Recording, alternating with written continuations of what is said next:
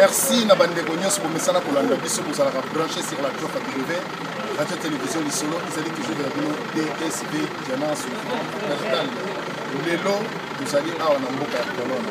na banzi cameraman yo moko filmer moko na moko boyeba ke DSV azana banani po ba oyo nazana bango ils allaient vraiment que non ba guerrier ba to vraiment ba bundaka po ba confirma donc masola lelo zali sous masola pamba te Bonsoir, rien. Nous avons vraiment qu'il y a pas oyo yamboka. Problème que ça nango lelo ba combattants ya monde basangani. Tous les combattants basangani bazali awa na colonne. To na colonne pona kosolula makambo itali mboka na biso mboka ya. Alors na koleka na ndeko na biso o binonyo soyebi ko gozi ndeko na ngambote. Mbote papa Diana sur le foot DSV radio Lisolo. Awa to yambio na colonne. Oye kotala banani oyeli nini? Toye kotala mutu teme toyeli makambu ya Congo. Congo na biso eza maladi yango toye poto solana bande konel bomoni awa touti bamboka mboka toye to sangana poto luka solution pona kobimisa Congo na biso na occupation na boumbu ya Barwande. Ingeta. Merci de ça ndeko na biso sous grand combattant mon papa Eli. Voilà, défi international. Voilà, pèse la bana mboka bayoka nini ko pèse la kibo bayoka. Toye osangana ndenge ya komba ya diaspora mobimba pona ko laksake bitumba oyo tozana ngoma kasi tokotika te tokena ngoti na suka. Eke toza ko belela à partir ya lelo ba dynamique opposition. Bazala na position moko réelle. Oyo eza ko laksake l'élection et comme ma biso na kobunga donc malanda position au biso tozana ngo idéologie tozana ngo il y a soulèvement populaire il y a que ça qui peut libérer le peuple congolais et le Congo yango monde to sangani awa pona ba stratégie to kutani biso nyoso awa ndenge to salaki to lekaki na le 15 août dernier na Paris dès le retour na Pologne pour yango ingeta merci toza vraiment la bokechu waya moko bino moko les grands leaders Mokonzi, donc le peuple a toujours Mokonzi, leader de peuple Mokonzi, Toyokai, Azali leader du peuple. Oui, merci Nili Papa Jeanne de la radio Lisolo, na commission Dieu tout puissant, au Sali Congo, na Mikolo Motoba, 7e journée au Pemaki, Tata Nzambe, na zone sur le Kumu, et pas en Volosi Fumutumbango, place aux allées na Kamba. Biso tozali bana na yo o na liboso na biso nde na telemia wa mokonzi azate à part Dieu tout puissant na papa Kimbango na nsima nanga moto azate mpe moto abanisanga azate et puis moto akomemanga na élection ya bato azate jusqu'à Nzambe o nasengaki candidature na ngai pa ya Nzambe pa papa Kimbango apesa biso mokonzi oyo akoya ya motema malamu lokola ye azalaki mpona kodirige peuple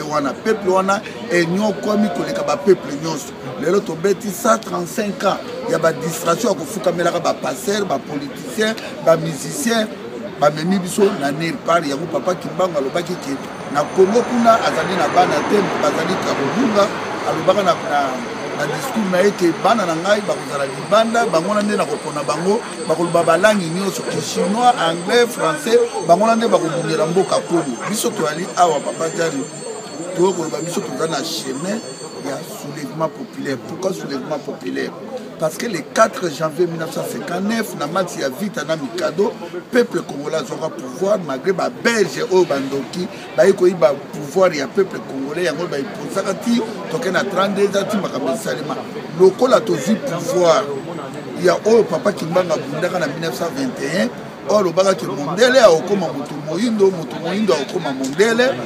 Nazo sanga na ba diaspora partout. Balanda ba message toujours pesa mona kati ya radio Lisolo biso tolingi bokondi ya solo Dieu tout puissant baki la voix du peuple c'est la voix de Dieu albaki la voix de Dieu et utaki pa ya peuple le peuple nde ezali Nzambe loko la peuple congolais na komi na 50 ans na mona no peuple congolais doit pouvoir te avant kitisa mutu na ngana sia mabele ya Congo il fait mondele abanga congolais ba politicien wana babota bango ndenge babota biso tokobetela bango ba vivre kana sous-sol la Congo batikala jamais koteka safu batikala jamais kokata bilanga ya café bato bamona kapasi ka peuple congolais lokola tuzi bango bato balongwe ezala côté bande kwa Moïse Katou ezala Olivier Kamita to babenga ba G7 balanda voix ya peuple biso to kolanda voix na bango te voix na biso ezali soulèvement populaire ya to biso ba ndeko tout oya Katanga oya Équateur ya Bandundu ya Bas Congo Sud Kivu Nord Kivu province orientale soki bolingi peuple lobi a jugé binote bozonga na voix ya peuple bosala soulèvement populaire yango nde oyo ligne ya boketwa yango na bandeko ya peuple mokonna kokol bo Dieu merci parce que na lota keka malamu ingeta na lota ke malamu na bandoto nyonso na lota ke malamu yango biso tolobi boye yango biso tolobi boye toye awa kosala forme ya biso to ba combattant ba résistant to sangani soki diaspora oza na plateforme songolo bani soko kosala démarche ke o libérer Congo to appuyer yo mais biso to appuyer mutu te parce que makambo tozozi les ali makambo papa Kimbanga lobaka ke mondela kokoma moto moindo akokoma mondela yango tolobi na pesika mbote merci ndeko na biso badolo mboto Miriam Chouchou pour topesa mbote to mondo zalia merci bolandi ndeko na biso moketu premier to kende pa ya ndeko na biso Maxi o tozala na mboka ya colonne to koyoka lisusu message na ye kwa kopesa na bandeko baza kolanda ndeko mbote ndeko na mbote message ni kopesa bako bandeko na biso ba congolais oyo bayaki te message ya limoko o do kopesa peuple congolais pour to loba to lemba te pe to tiga te congolais vrai congolais diaspora wa yebi ke Congo na biso mama na biso za na occupation esengeli tout telema on a robenga na occupation to kende élection lisusu na ba parité to lobaki 2016 peuple mokonzi na ngo mokonzi peuple yo yaka lisusu na ba ventile na ona ba chapona na élection ezanga mutu na makoro pe par le peuple pour le peuple bon tolo ba boye bande na biso oyo eza résistance au penza pour lâcher te na makambo ya ba élection to kini ba élection te leader ba fabrikaka été abotamaka leader oyo a se sentir qu'il est capable de diriger Congo akita na terrain abunda biso to prêt à accompagner mais tous prêt à former motuté ou bien fabriquer motuté to si to fabriquer à l'aide de l'or bon moni sort nango donc to souke lo na to lobi boye biso tous prêt à soutenir na motuté ça en langage soulèvement populaire. Merci na banzi bande kona biso to pesa ndeko mwasi amekana koloba comme ça to kempani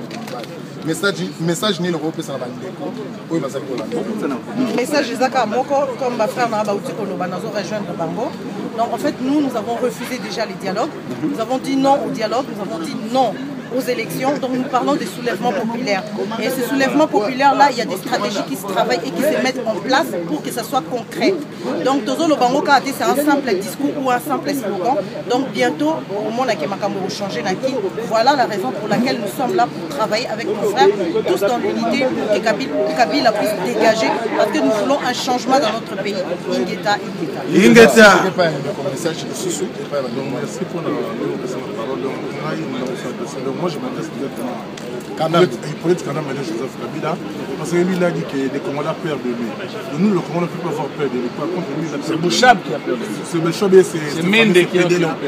devant lui en place de Kinakati. Donc, s'il est vraiment garçon, comme nos frères ivoiriens disent, s'il est vraiment garçon, il peut oser de dire qu'il sera candidat. Là, il va voir ce qui va lui arriver.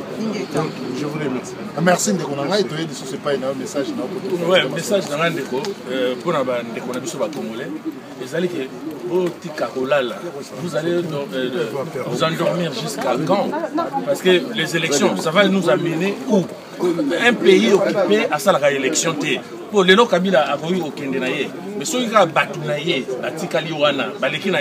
bazui pouvoir c'est le même système qui va continuer raison pour laquelle biso on a besoin d'élection wana té biso ba combattant pour décider ça on a besoin de soulèvement populaire et nous sommes ici nous sommes bunda totiki basi na bana toye mboka musitoye musika to komi awa biso neti ngai biso to uti aken to komi awa na colonne mais